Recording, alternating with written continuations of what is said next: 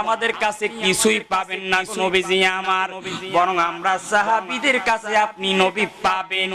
আমরা আপনার কাছে ঋণী, কেননা আপনার মাধ্যমে আমরা আল্লাহকে পেলাম, আপনার মাধ্যমে আমরা ইসলাম পেলাম, আমরা আপনার মাধ্যমে ধর্ম পেলাম, দিন পাইলাম, আল্লাহর জান্নাতে আমরা আপনার মাধ্যমে যাব।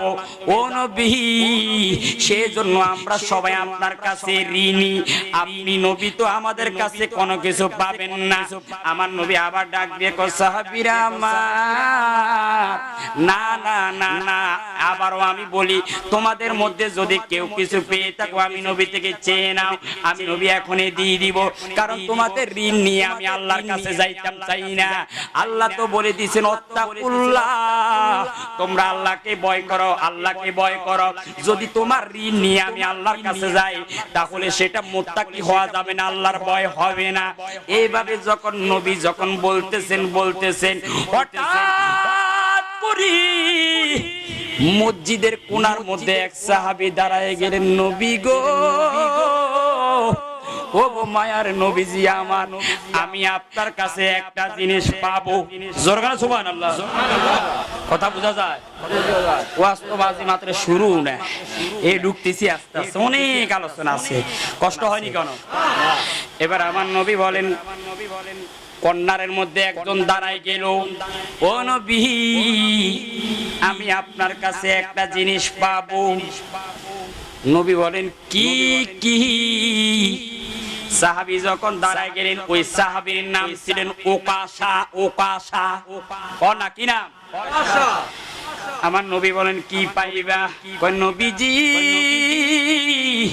ও গো মায়ার নবীজি আমার, আপনি যখন উহুদের ময়দানে যুদ্ধ করার জন্য গেলেন, যুদ্ধ করতে করতে করতে করতে হঠাৎ করে সংবাদ পেলাম আমরা, নবী নাকি দুনিয়ার মধ্যে নাই, আমার নবী নাকি দুনিয়া থেকে বিদায় নিছে। এই সংবাদটা যখন মদিনার অলিতে গলিতের মধ্যে যখন চলে গেল, আমি ওকাশা ছিলাম একজন কৃষক, কৃষি কাজ করতাম, মাঠে ময়দানের মধ্যে আমি কাজ করতাম গো নবীজি আমার। ও গো মায়ার নবীজি, ও দয়াল নবী গো, হঠাৎ করে যখন শুনলাম আপনি মদিনার নবী দুনিয়া থেকে বিদায় নিয়েছেন, আপনাকে কাফেররা শহীদ করে দিছে, আমি ওকাশা আর সহ্য করতে পারি নাই গো নবীজি আমার। ওই কৃষকের ওই ময়দানের মধ্যে, মাঠের মধ্যে যে আমি কাজ করতেছি, ওই কাজ করার একটা যন্ত্র ছিল যেটার নাম হলো কোদাল। কোদাল আপনারা চেনেন নি? কোদাল চেনেন না?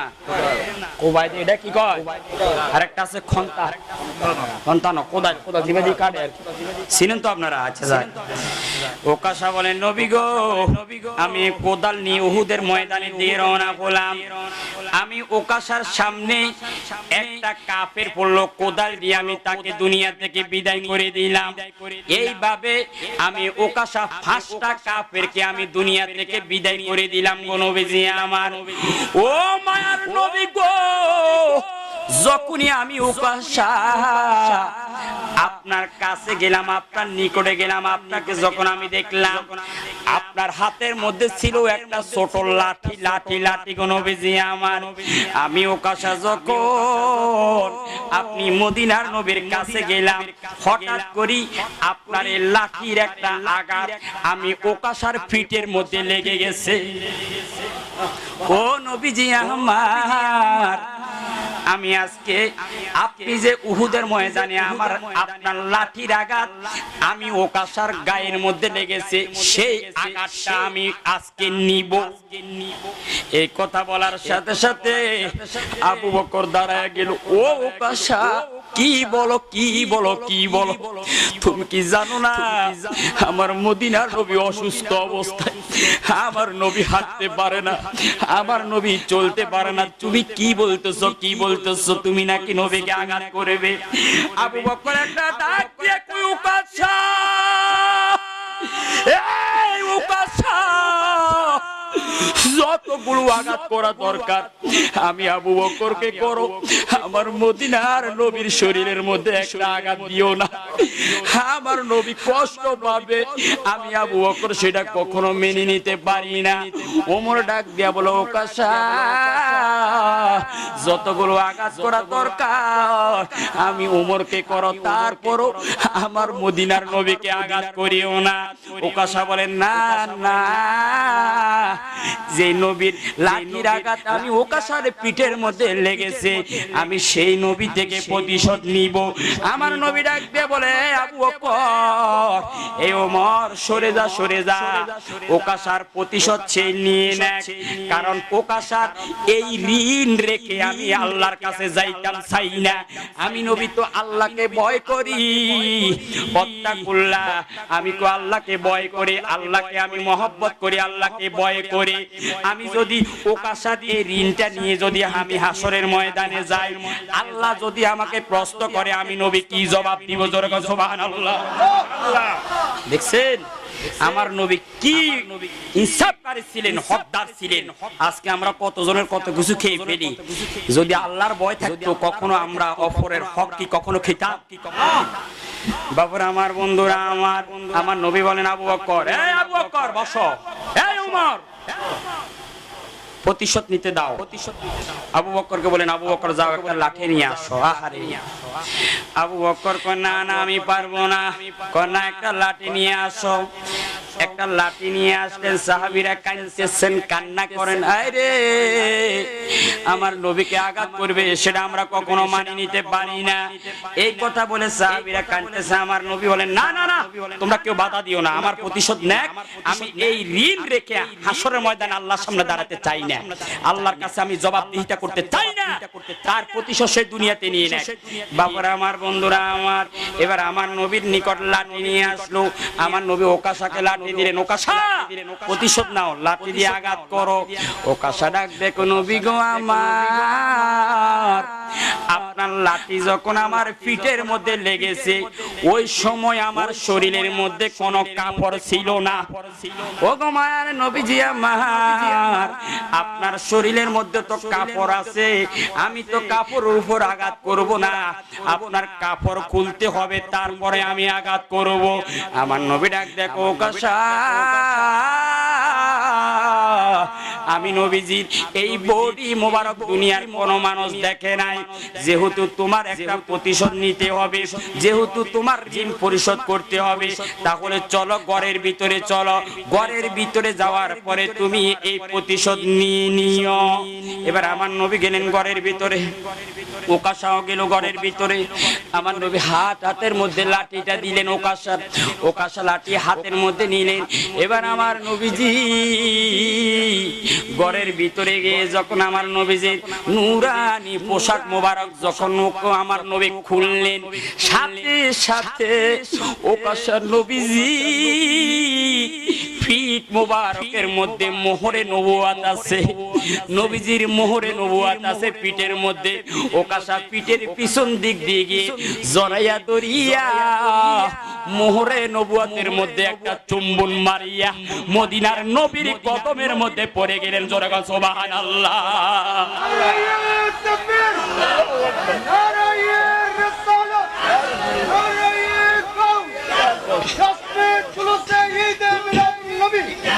ওকাশা একটা ডাক দিয়ে কই, নবী গো, নবী গো, নবী গো আমার।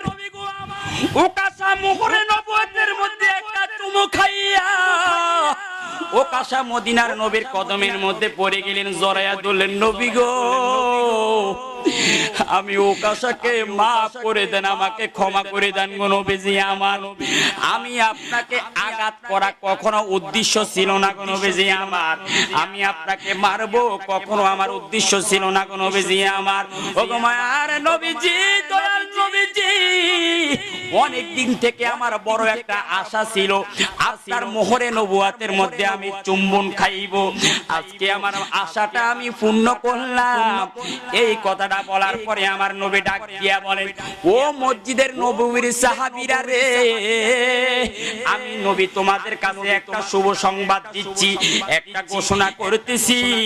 ওকাশা আমি নবীজির মোহরে নবুয়াতের মধ্যে চুম্বন করার কারণে আমি নবী ঘোষণা করে দিলাম, ওকাশার জন্য আল্লাহর জাহান্নামটা চিরস্থায়ী ভাবে হারাম হয়ে ওকাশার জন্য জান্নাতটা ওয়াজিব হয়ে গেছে। জোরে কোন সুবহানাল্লাহ, আরো জোরে কোন সুবহানাল্লাহ। বাবার আমার মূল যে কথা ছিল সেটা হলো আত্তাকুল্লাহ। আমার নবীর ভিতরে যদি আল্লাহর ভয় না থাকতেন তাহলে আমার নবী বলতেন, আমি তো জানি না একটা আঘাত লাগছে, এটার আবার কি প্রতিশোধ, এরকম অন্য কেউ হলে তো বলে দিত। কিন্তু আমার নবীর ভিতরে ভয় ছিল কার? আরো জোরে কোন কার? যত মানুষ হয় তত আওয়াজ কমে। এটা আর কেরামত, বুঝলি? এইখানের কেরামত হলে মানুষ কমলে মানুষ বাড়লে আওয়াজ কমে। বাজি মনে হয় না, আজকে পরিবেশটা অনেক সুন্দর মাশাআল্লাহ। যদি পরিবেশ সুন্দর না হইতো তাহলে তো আলহামদুলিল্লাহ তো মানুষ হইতো না, আরো আসবে। আমি তো যখন রওনা দিয়েছি হাটাজারি যখন অতিক্রম করলাম, ও বাজি এমন বৃষ্টি শুরু হয়ে গেছে, আমি বলছি সাচ্ছি আজকে এই জিলানি ঈদগাহ সামনে ঈদগাহ ময়দানে আজকে আরেক কারবালার ময়দান হইছি। আরে ফানি মনপুরি জীব, অবস্থা খারাপ না। আল্লাহর রহমত শোনেন, এই বৃষ্টি নয়, এটা রহমতের বৃষ্টি। জোরে বলেন সুবহানাল্লাহ। যে গরম পড়ছে আজকে সারা দিন, এখন যে জাতি করে বইতে পারতেছেন, এটা আজকে গরম যেভাবে পড়ছে এইভাবে হলে বইতে পারতেন না। এই বৃষ্টি দিয়ে আল্লাহ সুন্দর একটা এয়ার কন্ডিশনের ব্যবস্থা করে দিয়েছেন। জোরে বলেন সুবহানাল্লাহ। তো সম্মানিত সুধী, এই জন্য একটু কথা বলবেন, একটু আওয়াজ করবেন। আপনাদের আওয়াজ হলে আমার ওয়াজটা একটু ভালো লাগবে। তাহলে আমি যেটা বলেছিলাম, যদি অন্তরের মধ্যে আল্লাহর ভয় না থাকতো তাহলে আমার নবী কি কথা বলতেন যে ওকাশা তুমি আমার এই প্রতিশোধ নাও? আমার নবী কি কখনো এই কথা বলতেন? তার মানে এটা দ্বারা নবী দুনিয়াবাসীকে শিক্ষা দিয়ে গেছেন দুইটা জিনিস শিক্ষা। এক নাম্বার হলো, পৃথিবীর মানুষের উম্মত, আল্লাহকে ভয় করো। যখন তুমি আল্লাহকে ভয় করবে তখন তোমার মধ্যে মানুষের যত অধিকার আছে সব অধিকার তুমি ফেরত দিয়ে দিবে, সব অধিকার তুমি ফেরত দিয়ে দিবে। কারণ মনে রাখবেন, কোন ব্যক্তি যদি দুনিয়া থেকে বিদায় নেওয়ার পরে, বাবা মনে রাখবেন, ভালো করে খেয়াল করবেন, হক দুই প্রকার, একটা হকুল্লাহ আর একটা হকুল ইবাদ। হকুল্লাহ মানে আল্লাহর হক, আল্লাহর হক মানে কি? নামাজ। আল্লাহর হক মানে কি? রোজা। হকুল ইবাদ, আপনি যদি বান্দার হক মেরে খান, টাকা পয়সা মেরে খান, জায়গা জমিন মেরে খান, অত্যাচার নির্যাতন করেন, এগুলো যদি মেরে খেয়ে যদি আপনি দুনিয়া থেকে বিদায় নেন, হাসরের ময়দানে ওই লোক দাঁড়িয়ে যাবে, আল্লাহ অমুক লোক আমার এত টাকা মারি দিছে, আল্লাহ অমুক লোক আমার জায়গা মেরে দিছে। আল্লাহ বলবেন, যতটুক জায়গা তোমার মারছে কতটুক পরিমাণ তার থেকে নেক আমল নিয়ে যাও। সুবহানাল্লাহ। যদি বাঁচতে হয় নবীকে বাসনে, ভালো যদি বাঁচতে হয় নবীকে ভালো যদি বাঁচতে হয় নবীকে বাসনে, ভালো যদি বাঁচতে হয় নবীকে नबी तराने वाला, नबी बचाने वाला, नबी तराने वाला, नबी बचाने वाला। प्राणेर চেয়ে অধিক প্রিয়, প্রাণের চেয়ে অধিক প্রিয় নবীকে বাসনে, ভালো যদি বাঁচতে হয় নবীকে বাসনে, ভালো যদি বাঁচতে হয় নবীকে বাসনে। সাকারাতের বিছানাতে কি যে যন্ত্রণা, সাগরের পানি দিলে তৃষ্ণা মিটবে না। এ সাকারাতের বিছানাতে কি যে যন্ত্রণা, সাগরের পানি দিলে তৃষ্ণা মিটবে না। কাউসারের পানি দিবেন শাহে মদিনা, কাউসারের মালিক যিনি, কাউসারের মালিক যিনি, তাহাকে বাসনে, ভালো যদি নবীকে বাসনে, ভালো যদি বাঁচতে হয় नबी ताराने वाला नबी बचाने वाला नबी ताराने वाला नबी बचाने वाला हे प्राणेर চেয়ে অধিক প্রিয় নবীকে বাসনে ভালো যদি কে বাবারা আমার বন্ধুরা আমার আমি বলতেছিলাম মদিনার নবী এবার দ্বিতীয় নাম্বার প্রশ্ন করেন আবু বকর তুমি কাকে দেখে আসলে কই হুজুর আব্দুর রহমান ইবনে আউফে আমার নবী একটা ডাক দিলেন সাহাবীরা আমার আমি জানতে চাই সাহাবায়ে কেরাম এ সাহাবীরা মসজিদে আসার আগে ফজরের নামাজে আসার আগে তোমরা অসহায় দুর্বল অসহায় কোন মানুষকে তোমরা সাহায্য করেছো কি ফজরের নামাজের নামাজ পড়ার জন্য ঘুম থেকে মসজিদে চলে আসলাম অসহায় মানুষকে সাহায্য করব কেমনে আবু বকর এইভাবে হাতটা তুলে ডাক দেখো নবী গো আমি মসজিদে আসার আগে একজন অসহায় মানুষের সাহায্য করে আসলাম জোরে কোন সুবহানাল্লাহ নবী আমার ডাক দেখো আবু বকর কোন মানুষের তুমি সাহায্য করলা ওই নবী গো আমার বাড়ির পাশে একটা মহিলা আছে এই মহিলার স্বামী নাই এই মহিলার কোনো সন্তান নাই ছেলে নাই মেয়ে নাই এই মহিলাটা অসহায় মহিলা দুর্বল মহিলা বৃদ্ধ মহিলা নবী গো আমি মসজিদে আসার আগে ওই মহিলা ঘরের যতগুলো কাজ আমি আবু বকর নিজে করে আসলাম জোরে কোন সুবহানাল্লাহ হায় হায় কত ভয় করে আমার আল্লাহকে আবু বকর এবার আমার নবী সর্বশেষ প্রশ্ন করলেন এ সাহাবীরা আজকে ফজরের নামাজে আসার আগে তোমরা কি কোন মানুষকে কোন কিছু দান করছনি কোন খরচ দিছনি ওমর বলেন নবী গো ঘুম থেকে উঠে মসজিদে চলে আসলাম সাহাবীরা চুপ করে আছেন আবু বকর এইভাবে হাতটা তুললেন ও নবী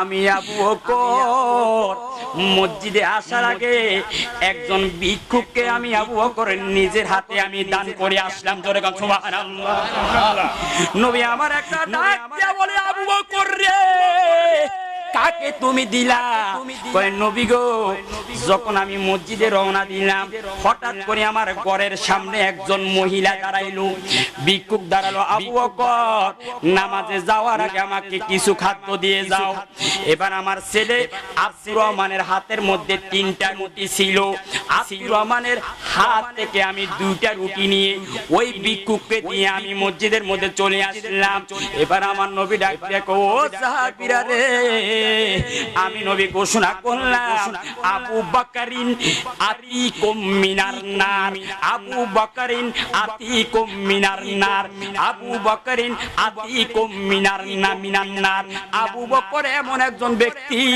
আবু বকর এমন একজন আল্লাহর বন্ধু আবু বকর একজন নবী আমি নবীর এমন একজন সাহাবী আবু বকরকে কখনো জীবনে জাহান্নামের আগুন স্পর্শ করবে না জোরে গান সুবহানাল্লাহ আরো জোরে গান সুবহানাল্লাহ তাহলে সিদ্দিক আকবরদের জান্নাত এই ঘোষণা কে করছেন নবী আরো জোরে কোনা কে আরো জোরে কে সে আবু বকর সিদ্দিক আল্লাহকে কেমন ভয় করে দেখেন যাকে নবী জান্নাতের ঘোষণা করেছেন সে আল্লাহকে কত ভয় করে আবু বকর একদিন রাস্তা দিয়ে যাচ্ছেন হঠাৎ করে তিনি তাকায়া দেখলেন গাছের মধ্যে একটা সুরি পাখি চিনেননি বড় না ছোট 1 কেজি না আধা কেজি আরো ছোট একদম ছোট আবু বকর তাকায় দেখলেন সুরি পাখি এক ডাল থেকে আরেক ডালের মধ্যে যায় আরেক ডাল থেকে আরেক ডালের মধ্যে যায় ছোট ছোট পোকামাকা পাইলে খায় জীবন ধারণ করে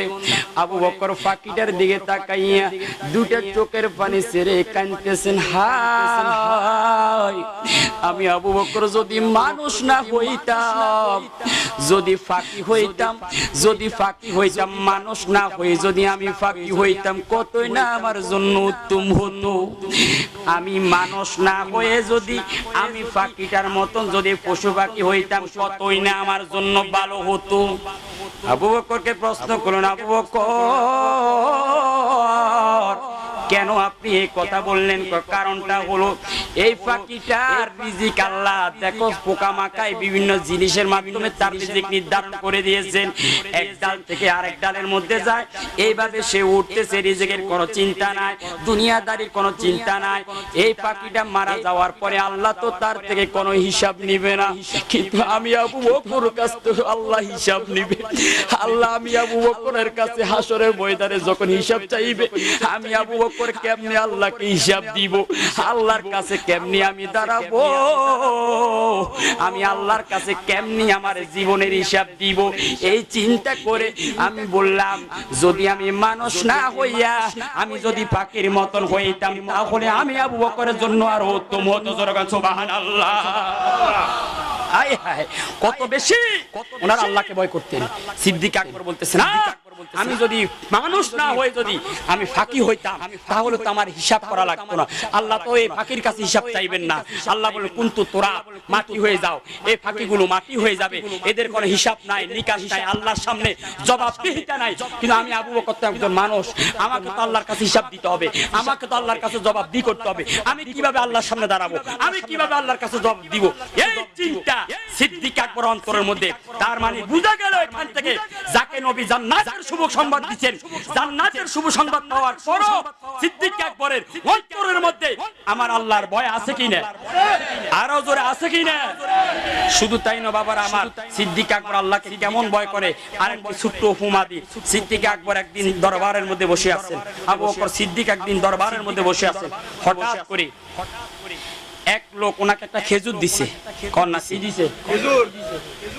খেজুর দেওয়ার পরে উনি খেজুরটা খেয়ে ফেলছেন। আবু বকর খাওয়ার পরে আবু বকর এবার বলে, তুমি এই খেজুর কোথা থেকে আনছো?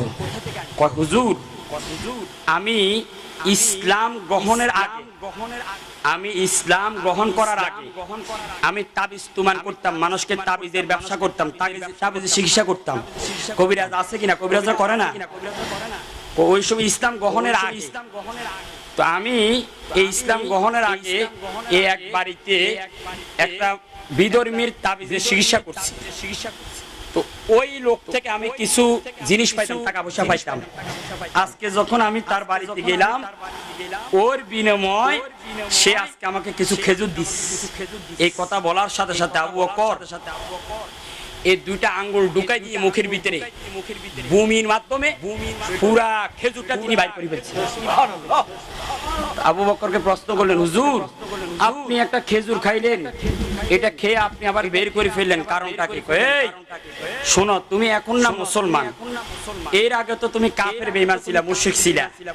তো তোমার এই খেজুরটা তো তুমি মুসলমান হওয়ার আগে, তুমি তো তখন মুমিন ছিলা না, তখন তো তুমি বিধর্মী ছিলা। এই বিধর্মী অবস্থায় তুমি খেজুরটা ওই সময় কাজ করছো, ওই কাজের বিনিময় তুমি খেজুর পাইছো। তো কোন মুশরিকের খাদ্য, কোন বেঈমানের খাদ্য আমি আবু বকরের পেটের মধ্যে যেতে পারে না। জোরে বলো সুবহানাল্লাহ। কারণ আমি তো আমার আল্লাহকে ভয় করি, আমি আল্লাহকে ভয় করি। তো যে আল্লাহকে ভয় করে তার পেটের মধ্যে বিধর্মীর কোন খানা থাকতে পারে? আরো জোরে কোন থাকতে পারে? এই ছিল সিদ্দিক আকবরের তাকওয়া। 3 নাম্বার সংক্ষেপে বলতেছি, ওমর বলেন না, নাম কি? আরো জোরে কোন কি? হযরত ওমর রাদিয়াল্লাহু তাআলা আনহু। ওনার জীবনে অনেক ঘটনা আছে, অনেক আলোচনা আছে। আমি সংক্ষেপ বলবো। ওনার একজন ছেলের নাম হলো আব্দুল্লাহ। কি নাম? আব্দুল্লাহ। হযরত ওমর আমাদের যারা দেশের নেতা হয়, কর না কি হয়, এই নেতা হওয়ার আগে দেখবেন আপনি যখন নির্বাচন নির্বাচন যখন সময় হয়, নেতার রিকশা লয় না, হাঁটি হাঁটি যায়। আরে ভিক্ষুক ফকিরও ফাইল ধরেনি রিকশাওয়ালা কোন ফকির কোন যেমনে পারে এমনি জড়া। কিসের লাই? কোন রকম একবার যদি ওই যায়, এদের আশেপাশে আর ফকির তো দূরের কথা, ভালো মানুষও যাই না পারে। আসেনি ঠিক আছে। যদি নির্বাচন হওয়ার পরে যদি একজন ফকির মেম্বার কাছে যায়, কত ধরনের কত দমক দেয় কিনে দেয়, দেখি তো আমরা বিভিন্ন জায়গায় অথচ অর্ধজাহানের খলিফা, আহারে হযরত ওমর ফারুকের জীবনী, যিনি অর্ধজাহানের খলিফা হযরত ফারুকে আজম, তিনি এমন একজন ব্যক্তি ছিলেন, উনি প্রত্যেকদিন সব সময় উনি ওনার রাজ্যের প্রজাদের, ওনার রাজ্যে যারা বসবাস করে এই মানুষরা ঘরের মধ্যে কিভাবে থাকে, কে কিভাবে খায়, কে কিভাবে চলে, উনি ছদ্মবেশ ধারণ করে উনি গোপনে গোপনে মানুষের ঘরে ঘরে গিয়ে খবর করে নিতেন। জোরগানা সুবহানাল্লাহ। এটা হলো বাদশা, এটা হলো রাজা, কারণ এরাই আল্লাহকে ভয় করে, এরাই প্রকৃত মুমিন মুত্তাকি তাকওয়াবান। সমন্ত সুদী হযরতে ফারুকে আজম একদিন ফজরের নামাজ পড়ে একদম ভোরবেলা, যখন সব মানুষ ঘুম যায়, দুনিয়ার মানুষগুলো যখন আরাম করতেছেন, এবার ফারুকে আজম বের হলেন রাস্তা দিয়ে, সবাই ঘুমাচ্ছে, আরাম করতেছে যে যেমনি ভাবে, ফারুক আজম বের হলেন, যাইতেছেন যাইতেছেন যাইতে যাইতে যাইতে যাইতে হঠাৎ করে তিনি দেখলেন একটা ছোট কুড়ের ঘর, অর্থাৎ কুড়ের ঘর বলতে আমি বুঝি, আপনাদেরকে বুঝাই দিই, সন সন সন চিনি, এই সনের ঘর, বেড়া দিয়ে সনের ঘর।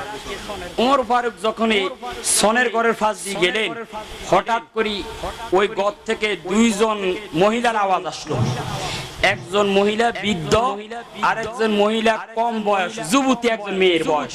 তাহলে আওয়াজ পাইলেন কয়জনের? কয়জনের? ফারুকে আজম আওয়াজ পাই, চিন্তা করলেন কি রে, এরা কি বলে, কারণটা কি, খলিফা আবার চাইন আপনারা যাই মানুষের ঘরে কান দিয়ে না চাই, বহুত মানুষ আছে এরকম, এই জনের কথা ওই জনরে বলে, আছে কিনা, এগুলো আপনাদের জন্য জায়েজ নেই। এবার ফারুক আজম ঘরের ফাঁস দিয়ে গিয়ে কানটা লাগাই দিলেন, কান লাগাই দেওয়ার পর শুনতেছেন বৃদ্ধ মহিলা বলতেছেন ওই যুবতী মেয়েকে, কয় মা আজকে দুধ কতটুকু পাইছো, দুধ কতটুকু পাইছো?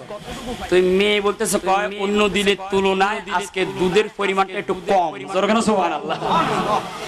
এবার বৃদ্ধ মহিলা বলতেছে একটা কাজ করো, আমরা তো খাইতে হইব, চলতে হইব, একটা কাজ করো, এই দুধের মধ্যে একটু পানি মিশাই দাও, পানি মিশাই অন্যদিন যতটুকু হয় অতটুকু করো, যাতে করে আমরা বিক্রি করি একটু বেশি টাকা পাইতে পারি। জোরগানা সুবহানাল্লাহ। এই কথা কে বলে? আপনাদের ঘুমাই যার ঘুম আসে, ঘুম আইতেছে, ঘুমাইয়ে না বাজি, হ্যাঁ এল্লা থাকলে তো নয়, আর আওয়াজ করন করিব, আর ওনারা মন খারাপ সারি দিম না, এ দিতেছে না, না আওয়াজ কমে গেছে, দিব, আর বেশি দেরি করবো না। আমি জানি আপনারা প্রত্যেকদিন আমার চাইতে আলহামদুলিল্লাহ এখানে অনেক ভালো ভালো আলেম আছে, বক্তা আছে, আপনারা তো ওয়াজ শুনতেছেন, আর কত শুনবেন, আর কত শুনবেন, যাক তারপর শোনেন, আর 2 দিন, বেশি 3 দিন। আমি যেটা বলতেছিলাম, ওই বৃদ্ধ মহিলা বলতেছেন কি কি দেওয়ার জন্য, দুধের সাথে আপনাদের এলাকাতে এরকম ভাটি আসেনি? আসেনি? আসেনি? আমি জানি না, আমাদের এলাকাতে ওই শীতকাল যখন আসে ওই খেজুর গাছ থেকে কি বাইর হয়, রস, সারা রাত মিলে আধা কলসের মেয়ে খোঁজ পাইছে। এবার ফারুকে আজমের বিবি ডাক দেখো স্বামী, মেয়েদের কি অবস্থা, ঘর বাড়ি কেমন, টাকা পয়সা কেমন? এবার ওমর ফারুক বলেন না না, মেয়েদের ছোট্ট একটা কুড়ের ঘর, থাকার জায়গা একদম ছোট্ট একটা কুড়ের ঘর, এই ছাড়া আর কিছু নাই। এবার ফারুকে আজমের বিবি বলেন স্বামী, তাহলে আপনি কেন পাগল হলেন, দেওয়ানা হলেন, কি দেখে আপনি পাগল হলেন ওই মেয়ের জন্য? ওমর ফারুক ডাক দেখো আব্দুল্লাহর মা, এই ঘরের মধ্যে টাকা নাই, পয়সা নাই, ধন দৌলত নাই, কিন্তু আল্লাহর সৃষ্টির মধ্যে শ্রেষ্ঠ একটা সম্পদ এই ঘরের মধ্যে রয়েছে। জোরগান সুবহানাল্লাহ। ফারুকে আজমের বিবি একটা ডাক দিয়ে বলে স্বামী গো, ও আমার স্বামী, কি সম্পদ আমি আপনার কাছে জানতাম চাই। এবার ওমর ফারুক বলেন ও আব্দুল্লাহর মা, এই ঘরের মধ্যে যে সম্পদটা আছে এই সম্পদের নাম হলো তাকওয়া। আরো জোরে করো সুবহানাল্লাহ। এই ঘরের মধ্যে আছে তাকওয়া। বলো না কি? তাকওয়া মানে ভয় পাওয়া। কাকে ভয় পাওয়া? আরো জোরে, কাকে? ওই মেয়েটা যদি আল্লাহকে ভয় না পাইতো তাহলে দুধের সাথে পানি কখনো মিলাইতো? যদি আল্লাহকে ভয় না পেতো মিলাইতো না। কিন্তু মেয়েটা আমার আল্লাহকে ভয় পাওয়ার কারণে ওই পানির সাথে দুধের সাথে পানি মিশায়। বাবারা আমার, বন্ধুরা আমার, এবার উমর ফারুক একজন ঘটক চিনেন না আপনারা? চট্টগ্রাম কি বলে? এই তো শেষ করে দিতে, কি বলে? ঘটক নি বলে। আচ্ছা আমাদের এদিকে বলা হয় কি না বলে, আমি তো ভুলে গেলাম।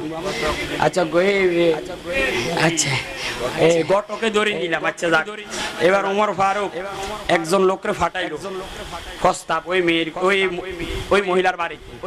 ফাটার পরে এবার গেল, হে মহিলা, তোমার একজন নাকি কন্যা আছে।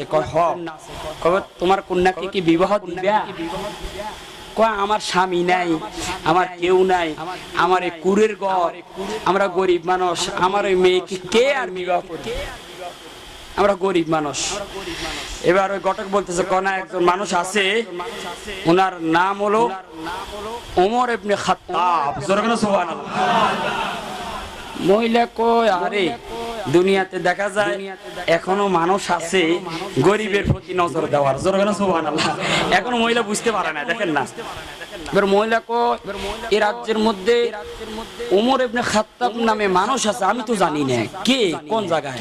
মহিলা এরপরে বলতেছে, আমি একমাত্র জানি, এটাই জানি, আমার জানা আছে যে এই রাজ্যের মধ্যে এই রাজ্য অর্ধ জাহানের যিনি শাসক, আমি জানি ওনার নাম শুধু ওমর ইবনে খাত্তাব। সুবহানাল্লাহ।